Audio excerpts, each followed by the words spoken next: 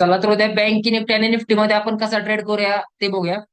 तर आजचं जर मार्केट तुम्ही बघितलं, मार्केटमध्ये एक फॉल इथं आला होता आणि फॉल येऊन परत मार्केट इथं अपशूट झालेला आहे. इथं तुम्हाला एक ट्रेड मिळाला असेल, मार्केट खाली आल्यानंतर इथे हॅमर झाला होता, याच्या हाय एंट्री लोला स्टॉप लॉस लावून एक चांगला प्रॉफिट झालेला असेल. उद्याचं मार्केट जर बघितलं तर तुम्हाला आजच्या मार्केटनं सांगितलं इथं बाहेरचे ऍक्टिव्ह आहेत.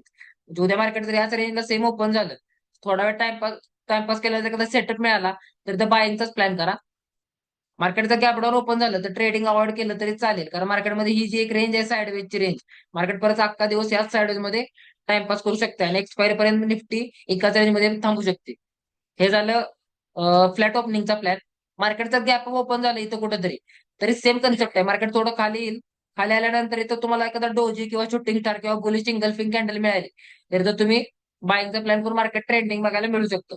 बाईंगचाच प्लॅन असणार आहे, कोणी सुद्धा उद्या सेलिंग करू नका मार्केटमध्ये. हे झालं निफ्टीसाठी. निफ्टी झालं तर आता आपण बँक निफ्टीमध्ये बघूया. बँक निफ्टी बघा, बँक निफ्टी निफ्टीच्या कंपॅरिझन मध्ये जास्त स्ट्रॉंग आहे. तर बँक निफ्टीमध्ये तुम्ही जर ट्रेड करायला गेला तर सिंपल कन्सेप्ट, बँक निफ्टीचं जर ओपन झालं ना, 15 मिनिटाची एक कॅन्डल बघायची, त्याचा जसा हाय क्रॉस झाला तुम्ही डायरेक्ट बायचा प्लॅन करा. 50 रुपये, 40 ते 50 रुपयाचा स्टॉप लॉसचा प्लॅन करा. मार्केटतून कंटिन्यू तुम्हाला ट्रेंडिंग झालेलं दिसेल.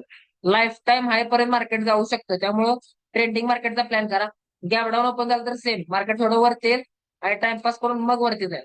त्यामुळे थोडं वेट करून इथं ट्रेड करावं लागेल.